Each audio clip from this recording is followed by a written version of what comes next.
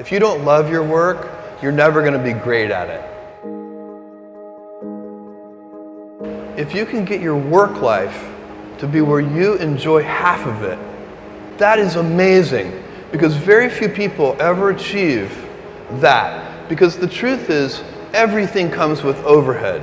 That's reality. Everything comes with pieces that you don't like. Every job comes with pieces you don't like. And we need to say, that's part of it. You have to figure out how to set up your life in such a way that you can minimize the things. And I find people don't dislike hard work. What people dislike is being out of control. Like, they can't control their life. They can't control their environment. This happens to me when I get overscheduled. I hate being overscheduled. I want some time to be able to think and free myself. We all have the same amount of time in the world. Nobody has more time than anybody else. And when you become a very successful person, one of the things, you start to get overscheduled. If you don't love your work, you're never going to be great at it. The other thing I would suggest to any young person, even before they start their career, is to really think about their choices.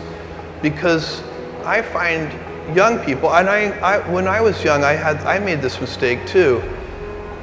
You can get very fixed on your gifts. So everybody has gifts. You know, you have gifts and you have things that you didn't get gifted. Maybe you're extremely beautiful. Maybe you're extremely good at mathematics. There are a lot of things that you can be given.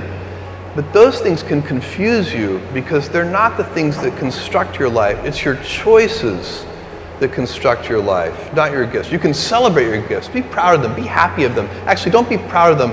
Be celebratory of them. But you can't be proud because they're gifts. They were given to you. You didn't earn them. You can only be proud of the things you earn.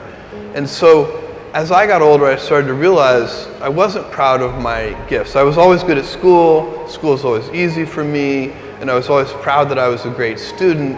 I got A's in all my classes. I was good at math, all of that. And I thought that's who I was. But it's not true. Those are the things that are gifts. What was hard for me is deciding to work hard, deciding to use my gifts in certain ways, to challenge myself, to do things that I didn't think I could do, to put myself in uncomfortable situations. You can choose a life of ease and comfort, or you can choose a life of service and adventure. Which one of those, when you're 90 years old, are you going to be more proud of? Tomorrow, in a very real sense, your life, the life you author from scratch on your own, begins. How will you use your gifts? What choices will you make? Will inertia be your guide, or will you follow your passions? Will you follow dogma, or will you be original? Will you choose a life of ease, or a life of service and adventure?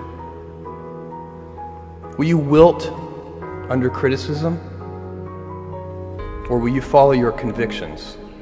Will you bluff it out when you're wrong, or will you apologize? Will you guard your heart against rejection, or will you act when you fall in love? Will you play it safe, or will you be a little bit swashbuckling? When it's tough, will you give up, or will you be relentless? Will you be a cynic, or will you be a builder? Will you be clever at the expense of others, or will you be kind? Tomorrow, and in a quiet moment of reflection, narrating for only yourself the most personal version of your life story, the telling that will be most compact and meaningful will be the series of choices you have made. In the end, we are our choices.